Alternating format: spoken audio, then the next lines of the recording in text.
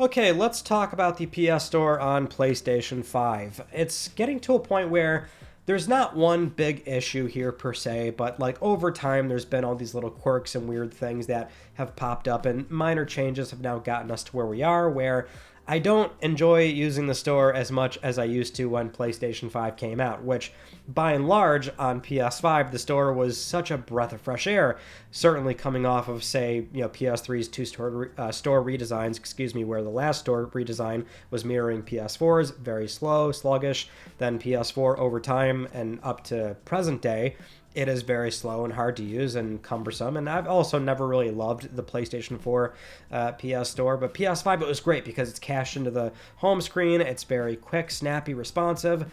But where it is now, like, I don't ever really want to use it. And I say this in a manner of, like, I personally always liked casually browsing the store just to, like, bring up this row of games, all these tiles, and let me just surf through, see what I can find. Because the thing is, the storefront now, over time has gotten to the point where it's thousands and thousands of games. It's a lot of different content that you can look through, and there's always something in there that maybe you forgot or didn't know about or have never seen before. And I always really enjoyed running into those things as I look through the store. And now that just doesn't happen because I don't want to do it. I think discovery is inherently an issue on this console, but like nowadays the only time I ever hear about something really cool that I maybe have not heard of before is almost always through social media, and that's why there's so much pressure on smaller studios that don't have marketing spend to try and get their game wishlisted and doing social media marketing and sending out codes to streamers and YouTubers and this, that, and the fourth. But I wish it didn't have to get to that. I would love to see the PS Store on PS5 be robust enough to the point where there's more fleshed out ways for content to be organically recommended to you if you're maybe, say, not in the position of being like me, where I like to sort of casually browse through all these tiles. But you can see we're just looking through best selling, and I mean, that's fine. The thing is, you could always sort it by what am I looking for here? The top row, release date, new, old. This is like the bad way to do it because technically the first few tiles here are all going to be these promoted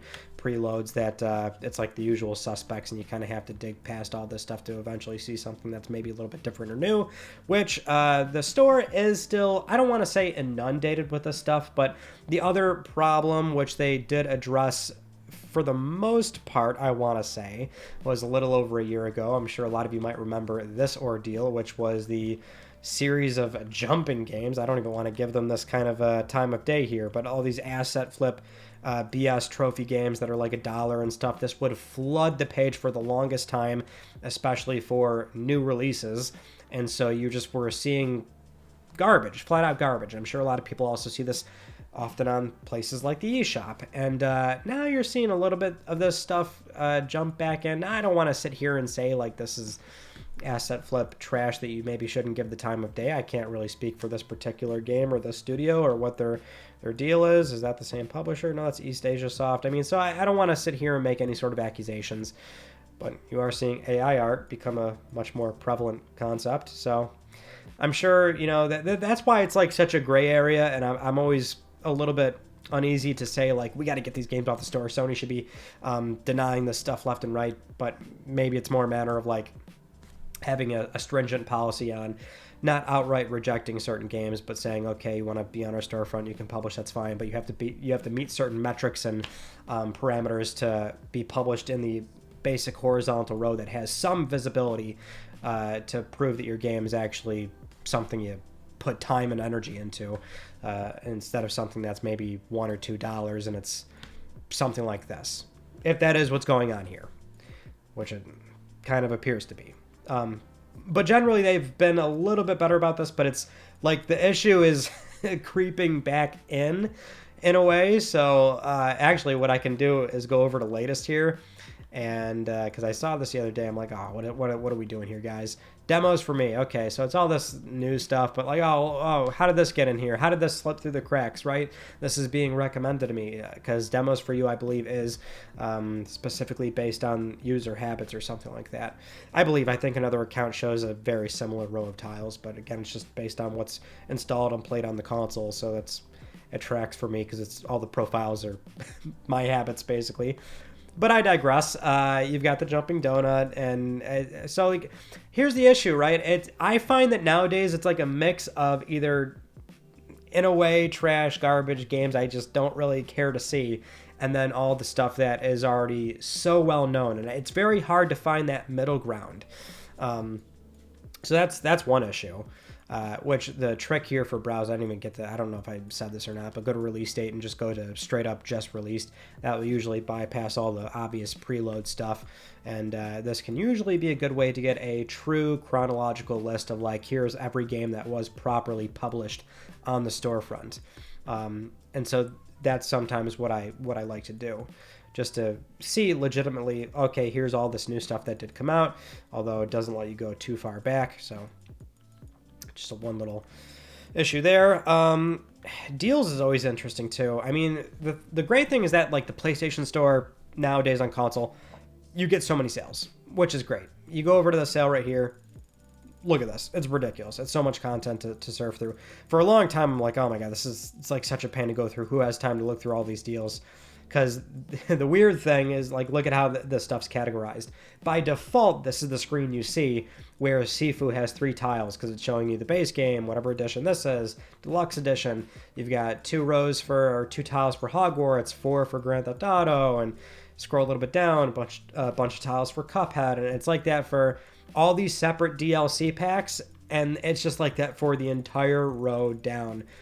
All of this stuff, it's just bloated content left and right. Look at Conan. This is insane how it's showing you by default all these separate little packs. Of course, the trick here is go to the sort by and then change it to actually do it by type. Full game. The filters do help. It's just sort of in a way slightly cumbersome that you have to go out of your way to find the well, not find them, but turn on filters. Sometimes I'll just look through something and I'm like, why is it like this? And I forget, oh yeah, I gotta filter it, because by God, there's still so many like weird oddities where you see so many different, and there's just different store listings like this that bother the the Jesus out of me. Look at this: Fallout 4 PS4 Standard Edition. Then you've got a separate title ID'd PS4 5 Fallout 4 page, even though I've got it set to full game. It's stuff like that. Maybe I'm a little bit of a stickler for these things, but that will go into our other slightly adjacent issue, which is going over to PlayStation Plus Premium. I don't know why they've decided to change this recently, but the classics category that I'm often looking through a lot because I just love classic games and I love seeing this library grow, but I don't know why they've changed it to where you go into PS1. Why do we have the RE3 and 2 remakes? Why do we have the Other Ocean medieval remake in here alongside all the emulated PS1 games? Now, I can see why. I mean, one could make the argument, oh yeah, they were PS1 games, but I think we all know the sort of directory here that we were expecting initially was these were the emulated PS1 games when the program relaunched in 2022, which was how this was being curated initially, and I liked that. I thought, okay, that is the great way to do it. Or the proper way to do it. Then you go into PS2 here. It's like, what are we doing, guys? We're throwing in the PS3 HD collections, which these are games that you have to stream because they're PS3 games. But sure, they are principally still the PS2 games that were up-resed with trophies back during that time. But it's just, at that point, we now have to, it may sound like semantics, I know. But for me, I want a sort of firm line on what are we considering a PS2 game? What are we considering a PS1 or PSP game? So I know it's like maybe a splitting hairs thing, but initially that was curated properly in 2022 and onward. I don't know how they're organizing the content like that, but like drives me up a wall. Why are we doing it like that? And that extends into the basic PlayStation Store as well, because the thing is, with the new Classics program, you have these PS1 games that are very much still PS1 or PSP stuff, and PS2 games. Like, they're just emulated titles, and they'll be up-resed, or they might have trophies, sure, but they're not a sort of modern port or remaster in the same veins of what we saw with, throughout the PS4 cycle or something like that from publishers that weren't part of a Sony Classics program. I know we're, again, really splitting hairs, but like when you go down a platform, in fairness, the only filter you can do is PS4 5 because those are the technically on paper title ID'd versions that we have to work with here from PS4 onward. but it would be nice at this point to now see a separate category for, and PS3 was on here, by the way. It might show up on certain particular pages or something. You could filter by PS3 because there was an actual distinction for PS3 streaming titles, but I digress there. It's just a matter of, like, obviously all the classic games that Sony is bringing back, they are title ID'd and released as native PS4 or 5 versions, but I would still like to get to a point where it's like, can we just add new filters in here that are categorized as 321p, PSP, I should say, and that's where you can find the classics there. If you want to also not even touch subscription, because sometimes people don't realize it's easier to tile over to PS Plus Premium or something, or even if you don't have a subscription, mind you, find it there, buy it there, versus when they don't show up over here. But again, it's really just something I've noticed over time. I want more organic discovery. I want recommendations to be a lot more personalized and tailor-made, and do a better job finding that middle ground. I want Sony to really double down on what was previously something it looked like we were getting, which were store reviews, written store reviews. If you remember, that was something Sony was actually doing around the time that, I believe it was when Rebirth came out, or a little bit prior to that, but they were sending email invites out to people with a high gameplay average on that particular title, maybe a few other games, and you could write in a full-blown review for that game, and then that would be published on the store. But that is still not live as far as I can see for those particular games or other games. But it'd be great it would really honestly be fantastic for Sony to just take a page out of every sort of playbook from Steam here. Attach playtime for user-written reviews, allow user-written reviews, maybe also pull review metadata from outside of the PlayStation Store, because obviously there are user reviews, but that is always going to favor a lot of the big stuff, which is then going to funnel into your recommendations. I mean, every time you look into a game and you go into games like this or something, I mean, you're just going to get all the heavy hitters that we all know about.